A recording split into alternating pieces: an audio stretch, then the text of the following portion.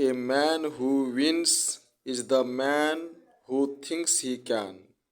A man who wins is the man who thinks he can. वही व्यक्ति जीत सकता है जो हमेशा यह सोचता है कि मैं कर सकता हूँ। हर एक व्यक्ति जीवन में अगर पॉजिटिव सोच रखते हैं तो निश्चित रूप से उसका रिजल्ट भी पॉजिटिव होता है। अगर आप नेगेटिव सोचेंगे तो उसका परिणाम भी नेगेटिव ही होगा। इसलिए हमेशा अपने जीवन में पॉजिटिव सोच रखिए और जीवन में आगे बढ़ते रहिए। आप सबों का इस चैनल में बहुत बहुत स्वागत है। चलिए आज मैं आप लोगों के लिए फ्यूचर टेंस का सेकेंड पार्ट लेकर के आया हूँ। फ्यूचर टेंस का दूसरा भेद फ्यूचर कंटिन्यूअस टेंस, जिसको हिंदी में कहा जाता है अपूर्ण भविष्यत काल।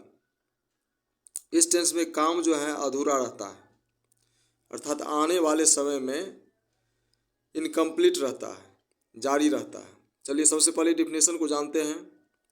इसका डिफिनेशन है when any verb denotes to going on in future time, when any verbs denotes to going on in future time, then it is called future continuous tense. जब कोई क्रिया यह सूचित करे यानी भविष्यत काल में कि काम जारी है तो उसे हम लोग फ्यूचर कंटिन्यूअस टेंस कहेंगे। इसको हिंदी में ठीक से समझिए। आसान भाषा में मैं समझा रहा हूँ, निश्चित रूप से आप समझ जाएंगे, केवल ध्यानपूर्वक सुनना है। हिंदी का परिभाषा है इसका, जब कोई क्रिया भविष्यत काल में जारी होने का बोध कराता हो या करता हो तो उसे अपूर्ण भविष्यत काल कहा जाता है। जब कोई क्रिया भविष्यत काल में काम के जारी होने का बोध करता है तो उसे अपूर्ण भविष्यत काल कहा जाता है। यानी आने वाले समय में भविष्यत काल में काम जो है जारी रहता है, अर्थात चलता रहता है। इस टेंस को पहचानने का एक नियम है जो मैं स्पष्ट कर दिया हूँ। इसकी पहचान है, इसमें हिंदी वाक्यों में हमेशा लगा रहता है। क्या लगा रहता है? ता रहेगा, ती रहेगी, ता रहूँगा, ते रहेंगे। हिंदी के जो भी सेंटेंस होंगे इस टेंस के, उसके अंत में निश्चित रूप से यह लगा ही रहेगा। ता रहेगा, ती रहेगी, ता रहूँगा, ते रहेंगे। चलिए अब एग्जाम्पल पर चलते हैं। एग्जाम्पल हम 4 तरह से लेंगे। ये चारों तरह के एग्जाम्पल को जब आप कंट्रोल कर लेंगे तो फ्यूचर कंटिन्यूअस टेंस में आपको कहीं भी दिक्कत नहीं आएगी। सबसे पहले चलते हैं एफर्मेटिव पर। एफर्मेटिव सेंटेंस फर्स्ट है affirmative sentences of this tense.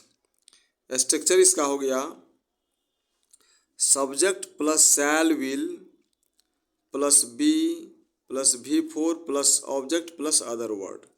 Subject plus shall will plus be plus V4 plus object plus other word. अब इसी स्ट्रक्चर पर हम लोग सेंटेंस का फॉर्मेशन करेंगे। एज हम लोग खाना खाते रहेंगे, हम लोग खाना खाते रहेंगे। क्या होगा? यहाँ सब्जेक्ट आ गया हम लोग यानी वी के साथ शैल लगता है, शैल को रखेंगे। उसके बाद आ जाएगा बी। खाना खाना का होता है ईटिंग, इट मीन्स खाना खाना, लेकिन इसमें V4 का प्रयोग किया गया है तो ईटिंग दे देंगे। क्या हो जाएगा? वी शैल बी ईटिंग, हम लोग खाना खाते रहेंगे। नेक्स्ट एग्जाम्पल है इसका नंबर बी में, किसान खेती करते रहेंगे।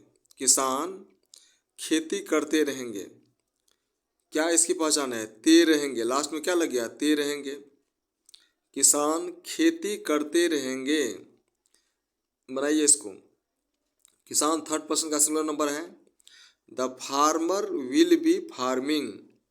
क्या हो जाएगा? The farmer will bee farming, या कल्टीवेटिंग, दोनों में से कोई भी वर्ड आप यूज कर सकते हैं। The farmer will bee farming या कल्टीवेटिंग, ETC। ये हो गया अफर्मेटिव सेंटेंस। अब चलते हैं निगेटिव पर। इसका नेक्स्ट पॉइंट है निगेटिव सेंटेंस। निगेटिव सेंटेंस, चलिए निगेटिव है इसका, negative sentences of this tense, future continuous tense का अब निगेटिव पॉइंट है, पॉइंट नंबर 2 निगेटिव पॉइंट, अर्थात नकारात्मक वाक्य। नकारात्मक वाक्य कैसे हम लोग पहचानते हैं? हिंदी के वाक्यों में नहीं लगा हुआ रहता है, नहीं। इसके लिए हम लोगों को इंग्लिश के सेंटेंस में नोट का यूज करना होता है। चलिए सबसे पहले स्ट्रक्चर को समझिए। स्ट्रक्चर है subject plus shall will plus not plus be plus V4 plus object plus other word. ध्यान से सुनिए structure, subject plus shall will plus not plus be plus V4 plus object plus other word. अब example देखिए, बच्चे आपस में नहीं झगड़ते रहेंगे, बच्चे आपस में नहीं झगड़ते रहेंगे, बच्चे आपस में नहीं झगड़ते रहेंगे। क्या हो जाएगा इसका? The children will not B quarrelling together, the children will not B quarrelling together, बच्चे आपस में नहीं झगड़ते रहेंगे। नंबर ए में। नंबर बी में देखते हैं क्या है एग्जाम्पल। नंबर बी में है डॉक्टर रोगी का इलाज नहीं करते रहेंगे। नंबर बी में है डॉक्टर रोगी का इलाज नहीं करते रहेंगे। डॉक्टर हो गया सब्जेक्ट, रोगी हो गया ऑब्जेक्ट, इलाज करना हो गया वर्ब। बनाइए, the doctor will not be treatmenting of the patient, the doctor will not be treatmenting of the patient, ETC। Negative form हो गया। अब चलते हैं इंट्रोगेटिव फॉर्म पर। Interrogative sentences of this tense, interrogative sentences of this tense, इस tense का interrogative sentences.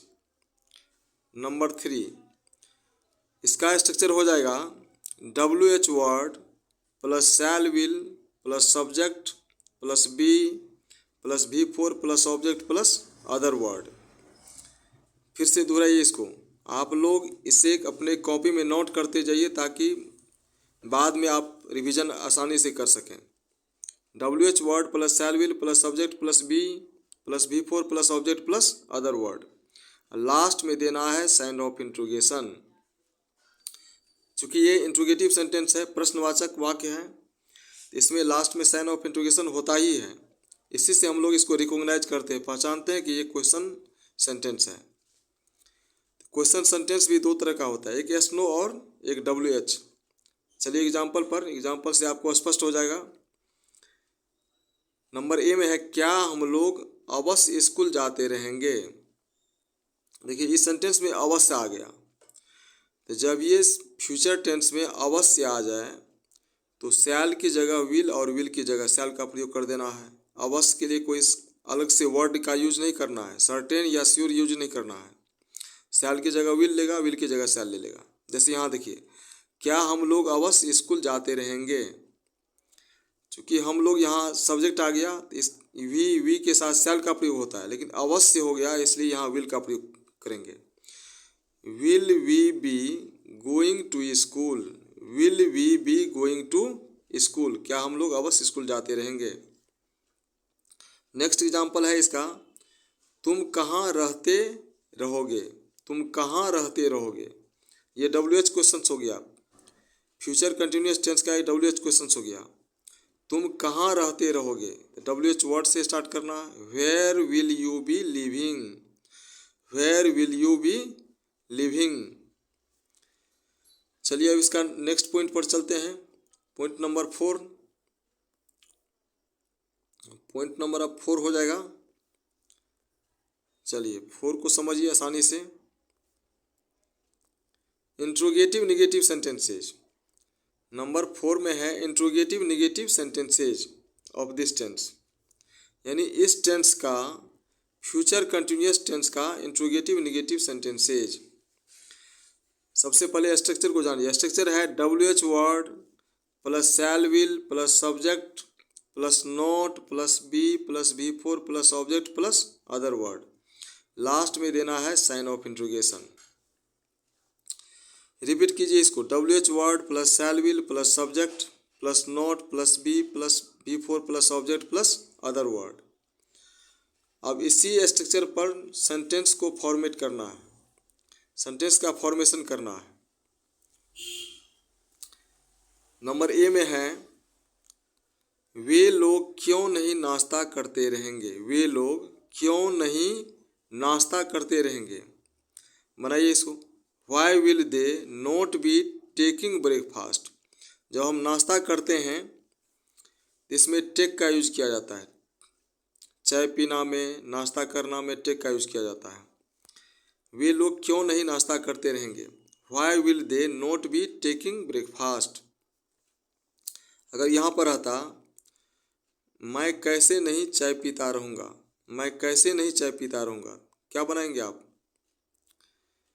How shell I not be taking tea, how shell I not be taking tea. Next example है number 2, number B में दिया गया, शिक्षक कब नहीं अंग्रेजी पढ़ाते रहेंगे।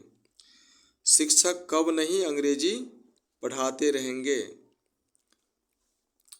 व्हेन विल द टीचर, क्या हो जाएगा, when will the teacher not be teaching English. When will the teacher not be teaching English, शिक्षक कब नहीं अंग्रेजी पढ़ाते रहेंगे।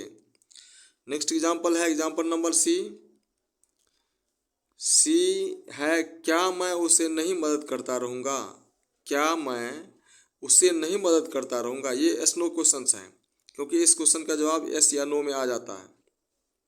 अगर आप मदद करते रहेंगे तो यस बोलेंगे, नहीं करते रहेंगे तो नो बोलेंगे। क्या मैं उसे नहीं मदद करता रहूँगा।